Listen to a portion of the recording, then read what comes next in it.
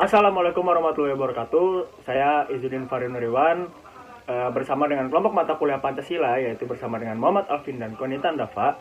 Di sini kita akan menjelaskan sesuatu atau memberikan manfaat tentang Pancasila sebagai modal sosial. Nah, jadi apa sih Pancasila itu? Nah, Pancasila itu sendiri adalah dasar negara yang berisikan pedoman atau aturan yang penting dan baik dalam kehidupan berbangsa dan bernegara. Nah, lantas, bagaimana peran Pancasila itu sendiri dalam kehidupan sosial di era 4.0? Halo teman-teman semua. Kita tahu dalam kehidupan sosial, apalagi di era saat ini 4.0, berdasarkan Pancasila itu sangatlah diperlukan dan harus dimulai diciptakan kepada generasi selanjutnya, agar segala sesuatu yang tidak baik tidak berkembang biak di negara Indonesia, menciptakan budaya positif melalui diri sendiri dan dikembangkan dengan berbuat kebaikan terhadap sesama, menciptakan kedamaian di negara Indonesia melalui sosial yang berpancasila. Lantas, seperti apa saja Pancasila dalam kehidupan sosial ini, agar mereka di era saat ini di 4.0 mereka menjadi orang-orang yang Pancasilais, entah generasinya, entah masyarakatnya. Apa saja nilai-nilai yang mampu mendorong masyarakat dalam kehidupan sehari-hari? Kita tahu Pancasila ini yang berarti 5 dasar. Yang pertama, ketuhanan yang Maha Esa. Bagaimana poin ini dalam kehidupan sosial? Yaitu kita mengimani adanya Tuhan yang Maha Esa. Kita tahu Indonesia memiliki beraneka ragam agama, maka sangatlah penting sila pertama selalu mengimani adanya Tuhan dan mengikuti perintah serta larangannya, saling menghormati, menghargai antar pemeluk agama, yang berarti kita memiliki rasa toleransi dalam kehidupan beragama. Lantas yang kedua apa? Kemanusiaan yang adil dan beradab, saling mencintai sesama manusia, mengembangkan sikap tenggang rasa, tidak semena-mena terhadap orang lain, menjunjung tinggi nilai kemanusiaan, gemar melakukan kegiatan kemanusiaan, berani membela kebenaran dan keadilan, saling menghormati bangsa-bangsa lain di dunia.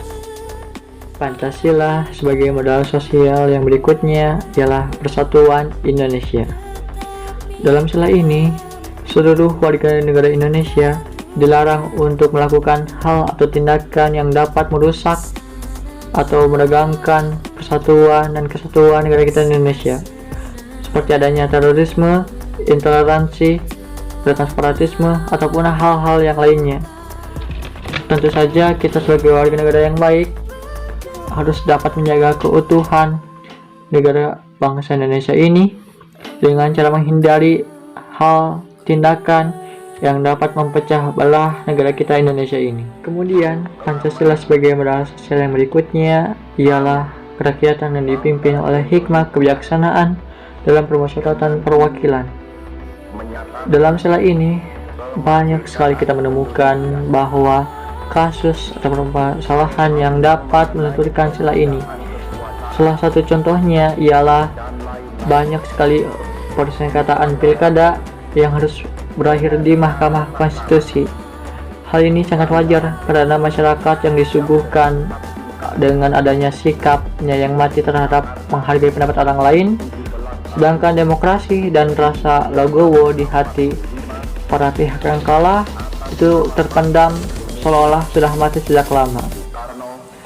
Tentu saja kita sebagai warga negara yang baik, kita harus dapat menghargai keputusan yang sudah dirundingkan secara bersama, dan ketika kita kalah maka kita harus terima dengan lapang dada atas keputusan yang ada. Lalu yang terakhir ialah Pancasila sebagai modal sosial mengenai keadilan sosial bagi seluruh rakyat Indonesia.